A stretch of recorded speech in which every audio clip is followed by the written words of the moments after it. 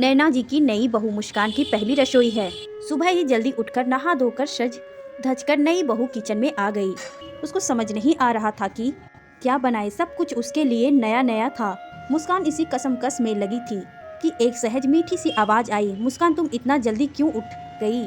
बेटा, प्यार का एहसास था उन स्वरों में। मुस्कान ने पीछे मुड़ के देखा तो सास हाथ में शादी के हिसाब के कुछ पन्ने लिए खड़ी थी। शादी के भाग में कितना परेशान हो गई होगी, फिर घर वालों की याद भी आ रही होगी। ऐसे में अगर नींद पूरी नहीं करेगी तो अपनी तबीयत बिगाड़ लोगी। सास ने हिसाब के पन्ने को टेबल की डोर में रखते हुए कहा, यह क्या?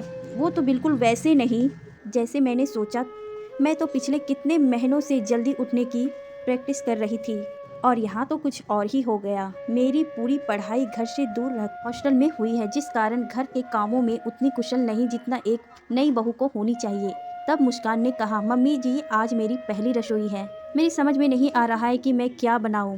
तब मम्मी जी ने कहा, हमारे यहाँ नई बहू को एक रोटी बनाने का रिवाज है। सुनकर मुस्कान आश्चर्य में पड़ गई। मम्मी जी आप तो मजाक कर रही हैं। नैना जी ने कहा, नहीं बेटा, हमारे यहाँ चूल्हा छूने के लिए बहू एक रोटी बनाती है, बाकी सब मेड बनाती हैं।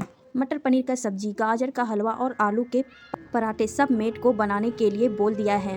ये सब तो मेरी पसंद के समान है, मेरी फेवरेट डिश। समझ में नहीं आ रहा था, कोई सपने में तो नहीं कह रहा? नहीं नहीं, ये तो सास ही बोल रही है। नैना जी ने मुस्कान की सहजी, डरी और आश्चर्य भावों को भांप लिया। वह मुस्कान को अपने पास बैठाकर बोली, मुस्कान, शादी लड़की की परीक्षा नहीं है जहाँ कदम कदम पर उसे किसी टेस्ट में पास होने पर नंबर दिए जाए। तुम्हारी शादी केवल मेरे बेटे से नहीं हुई है।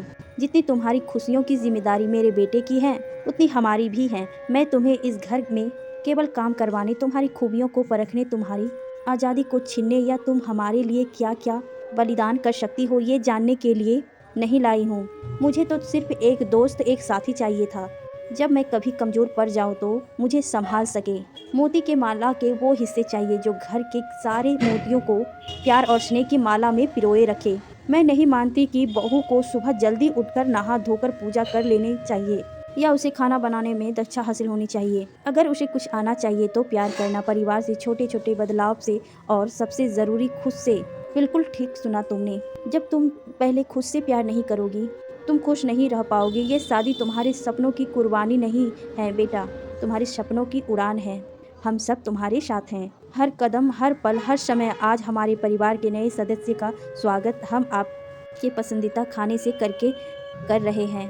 ये लेख उन सभी सास को समर्पित है जिन्होंने अपने प्यार, व्यवहार, सोच से सास की छवि को बदला, नारी को नारी का सम्मान करना सिखाया।